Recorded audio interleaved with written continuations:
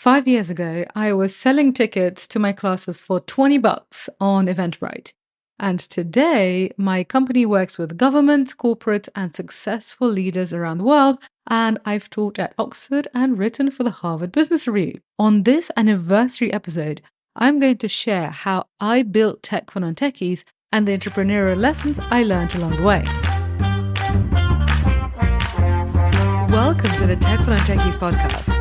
I'm your host, tech entrepreneur, executive coach, and Chicago Booth MBA, Sophia Matveeva. My aim here is to help you have a great career in the digital age. In a time when even your coffee shop has an app, you simply have to speak tech. On this podcast, I share core technology concepts, help you relate them to business outcomes, and most importantly, share practical advice on what you can do to become a digital leader today. If you want to have a great career in the digital age, this podcast is for you. Hello, smart people. How are you today? I am brimming with excitement right now for 2 reasons. Tomorrow, I am going to Barcelona. I am going to teach a class there on tech for non-technical founders, and it's at an event organized by a venture capital fund called Quo Vadis.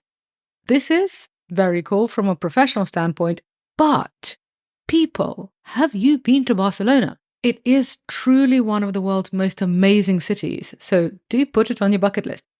And a reason too for why I'm excited is that this is episode 200 of the Tech for Non-Techies podcast. Oh my God. This means that I have created an episode every week for 200 weeks. And that's almost 4 years. And so for those of you who have been with me from the start, thank you. And for those of you who joined me recently, thank you to you too. I love to see our community grow, and every single one of you matters to me. Every single one of your ears matters to me because we are doing something really great together. By listening to this, you are investing in your own success, and by making this for you, I am investing in mine. This is a true symbiotic relationship, and it's a beautiful thing. And if you have been enjoying this show, how about an anniversary gift? Yes, and by that I mean, how about leaving the show a rating and a review on Apple or on Spotify? It would really make my day to hear from you, and you would be doing a good thing, so you can feel all warm and fuzzy about yourself all day. So thank you for that in advance. In this episode, we are going to have something different to our usual programming. Because to celebrate this anniversary, I'm going to tell you about how Tech for Non-Techies evolved as a company from inception to today. And then I'm going to share 5 entrepreneurial lessons that I learned along the way. So this episode is going to be especially useful for entrepreneurs and for people who work with entrepreneurs like the investors and bankers and lawyers in our community. But I really think that having an entrepreneurial attitude is useful for your career in general, because jobs for life aren't really a thing anymore. And when you get to the upper echelons of a corporate, you really have to be very entrepreneurial to succeed. So for example, if you're a partner in a law firm or in a consultancy, you have to bring in your own clients and you have to manage your own P&L. So the more you learn to think like a founder, the easier that transformation will be. So let's begin with a summary of how I built Tech for Non-Techies. And there are basically 4 phases to the company so far. And those 4 phases have taken me from selling tickets for $20 to my classes on Eventbrite to working with major corporates and governments around the world today and charging a lot more. I formally registered the company on the 9th of March 2020, so it has officially existed for just over 4 years. And I started the podcast in June 2020, so the podcast and the company are almost the same age, and you can actually hear the evolution of the company and me as a businesswoman throughout these episodes. So it's kind of like a diary for me, I suppose. But unofficially, Tech for Non-Techies has been around for a bit longer because it was conceived as an idea when I was running my first tech company, and that company was called NT. NT was a retail tech platform that I started with my classmates during my MBA at Chicago Booth.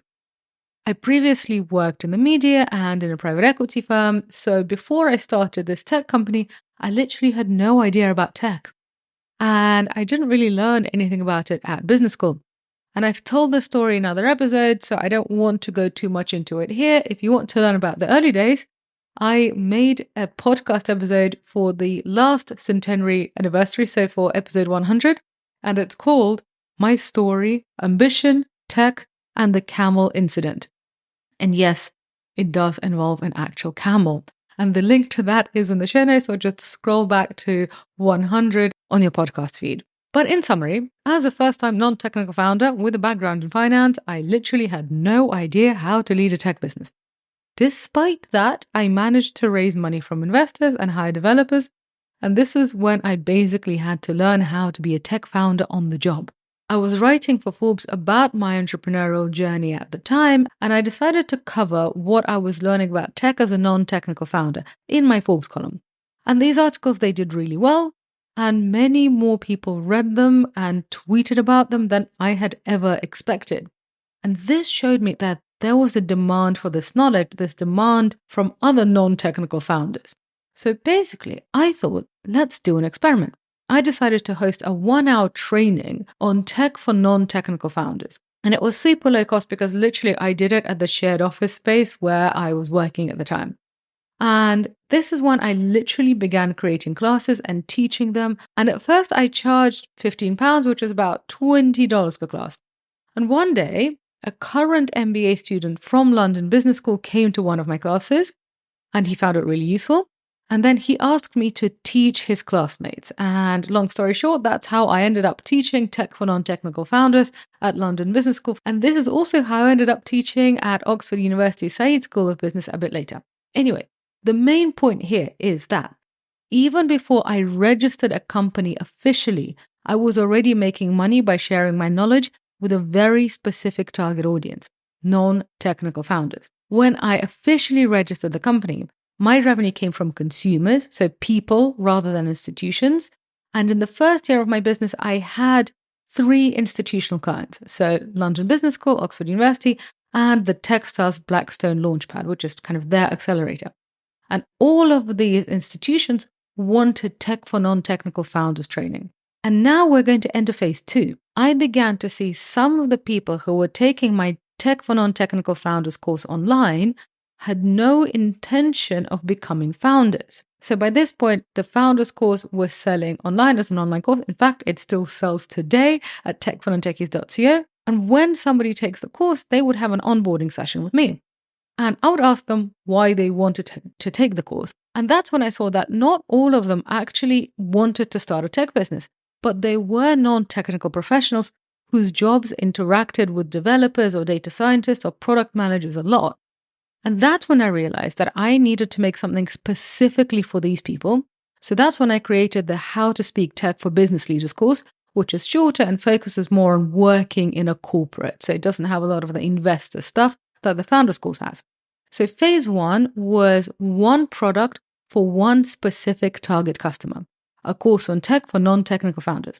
Phase 2 was expanding that offering to adjacent customers, non-technical professionals, those who didn't necessarily want to become founders, so people like corporate leaders, lawyers, investors, and so on. And by the way, you can buy all of these courses today, and lots of people have used them to build businesses and to transition their careers and to do very interesting things. And actually, you have heard many of these people on this podcast. And now let's move on to phase 3. The more people took my courses, the more I saw that people wanted my help to apply what they were learning to their unique circumstances. So they wanted to grow their specific business, or they wanted to transform their career, and they wanted my advice and my guidance on how to do that. And that's when I decided to offer executive coaching, which included learning the tech and innovation concept, and also business and career strategy and tools on mindset management and on growing your brand as a professional. The target customers for this were the same, but the product offering got deeper. And now we're in phase 4. Today, Tech for Non-Techies gets most of its revenue from major institutions like governments and big companies, and that's probably about 70% of the revenue. And the remainder, so the remaining 30% comes from people buying our courses and executive coaching for themselves, i.e. paying with their own cash, or if they are business owners using their company's cash. That's the basic summary of the business so far. I'm keeping this section short deliberately so we can move on to the lessons that you can apply to your own careers and businesses. But if you want to get more on those above sections and understand how one flowed to the other, let me know and we'll do that. Today, my vision for Tech for Non-Techies is to help smart non-technical professionals succeed in the digital age, however they're working. So whether they're working in a corporate or in their own business. I do genuinely believe that learning digital innovation concepts and knowing how to work with technologists is just a necessary career skill today. You will simply hit a ceiling if you don't know this stuff. And I have also learned that in order to have a career that you find fulfilling, both intellectually and financially, just learning concepts isn't enough. You actually need to go out there and apply them, and you need to get involved in projects, and you need to include mindset work in order to do that. You need to understand power dynamics so you can turn situations to your advantage. And also, you need to be seen the way you want to be seen, not how somebody else decided to brand you. So your professional brand is really, really important. And this is how you make your own reality. And, why not make your own reality? You only live once. So this is why Tech for Non-Techies today offers education and coaching. And in my experience, that's a combination that works really well. And now I'm going to share my entrepreneurial lessons with you. So lesson number 1, follow the money. Always. That's what I did to go through all of these 4 phases. The point of a business is to make money. So do not be shy about it. If you're interested in running a business, you are interested in making money. You make money by providing value to people who can pay for that value. So the game is figuring out what value can you provide and who can pay you for that value. And this is how I went from non-technical founders to business leaders to non-technical professionals, and then added executive coaching and then expanded to corporate. Because I kept on seeing, okay, here's a market that wants the value and they can pay for it. Here's another market. Okay, they're all connected. Often they're the same people. It's a fluid market. So I'm going to make something for them and see if that works. Because you only find out what the ultimate customer is. You only find out what the kind of best customer, the most happy customer is, basically by trial and error. So for me, following the money means following demand.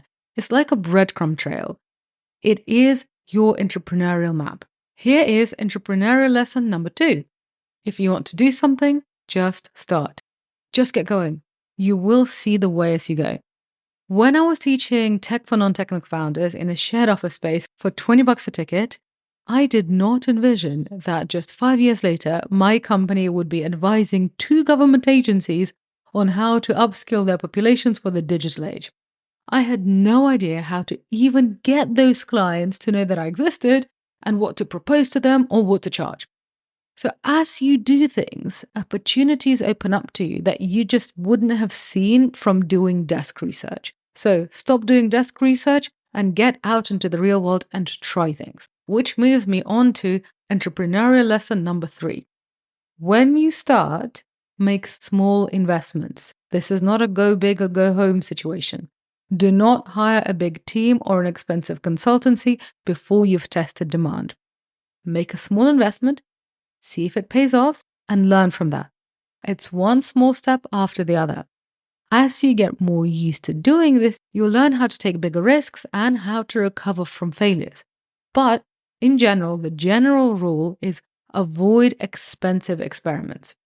I've never ever created a course before I knew that there was demand and before I had payment for it or at least had a signed contract. Ever. And you can take the same philosophy and apply it to other products too. When I ran a tech company, we tested demand with a bunch of no-code tools first. That gave me the confidence to get to the next step, to build a prototype and then to test that. And once we did that, and we had a couple of iterations of our prototype, then that gave me confidence to get to the next step, which is turn that prototype into a minimum viable product. You learn by taking one small step after the other. Sometimes you'll go around in circles, and it's better if those circles are small and cheap. And by the way, this is how I've scaled audience globally and managed to hire a team without raising any money from investors. I basically learned how to test demand and get paid up front, and then using that cash flow to invest in the product and marketing. Entrepreneurial lesson number 4. Becoming a recognized expert in your field pays off, and not just in accolades, but in actual cash. But becoming a thought leader does require free work up front, and honestly, sometimes it really sucks. Not all the time, but sometimes it really does. So I remember when I was writing an article for the Harvard Business Review, and I submitted my final draft to the editor. And at that point, I remember where I was. I was in France, and I literally lay down on the floor on my stomach, so basically face on the floor with my arms splayed out, and I felt like all my life essence had just been drained out of me. I was like a juiced lemon. I had nothing else to give to the world because that HBR article took 4 revisions and a lot of painful work. And I did it all for free. Oh my God. But that work is still paying off today because people either read that Harvard Business Review article and then they find my work, or if I meet people at a networking event or I meet people online, I then send them this article and then they read it and they see, okay, this company, this person, they should be taken seriously. Thought leadership and becoming known for your ideas is something I cover a lot with my executive coaching clients because it is not enough to know about tech to be a digital leader. You need to be seen as a digital leader in order to become one. So perception really does matter. So learn how to manage how people perceive you. And now let's get to entrepreneurial lesson number 5. Your mindset is the difference between success and failure. In this episode, I told you about the 4 phases my company has gone through and mentioned some fancy clients and impressive applications. So you might be thinking, oh my God, she had it easy. My dear smart listeners, this could not be further from the truth. This was not a string of successes. I would say mostly it has been a string of failures where I skulked away shrouded in shame. I have hired the wrong people and I held on to them for too long. I've had advertising campaigns totally bomb and cost me a small fortune. I've joined 2 business coaching programs, both of which cost me $4,000, so that's $8,000 altogether. That were terrible, and so basically that's $8,000 down the drain. I've also embarrassed myself publicly on more than one occasion. I've been trolled on the internet, and there have been many times when I wondered if I should just leave it all and get a real job. The only way you can get through it is by managing your mind. This is what allows you to get up and to give it another go. This is what allows you to try again. And if you want to achieve something difficult, if you want to create something new, you have to manage your mind because these thoughts, these really unpleasant thoughts are going to come up, and you'll also, frankly, have some unpleasant experiences. But it's okay. They're not going to kill you, but they're still really, really unpleasant. But it is an unavoidable part of creating something new. And this is why I have mixed education programming with executive coaching at Non-Techies. And this is how I want to carry on building it. So, if you are working on something new and difficult, know that managing your mind is one of your key responsibilities. And these are my 5 lessons for you. So let's recap. Lesson number 1, follow the money. Always. Number 2, if you want to do something, just start. Lesson number 3, when you do start, make small investments. Lesson number 4, becoming a recognized thought leader in your field pays off. Lesson number 5, your mindset is the difference between success and failure. And at this point, I am genuinely really excited about what the future holds for TFNT and for me personally. And I have you to thank for getting me and the company here because you make this possible. Just knowing that you're listening makes me want to keep teaching. It makes me want to keep on showing up for episode 200 and for episode 400, episode 600, and so on and so forth. So thank you for being here with me today and for learning from me. Honestly, it really does mean so much to me. And if this episode inspired you and you're curious whether TFNT could help you, just get in contact via the link in the show notes. Our programs can help you learn how to build a tech product as a non-technical founder, to succeed as a business leader in the digital age, and our corporate trainings will help your team work with tech clients and thrive during digital transformation. So if this sounds exciting to you, just get in touch via the link in the show notes. And on that note, I wish you a wonderful day, and I shall be back in your lovely smart ears next week. Ciao!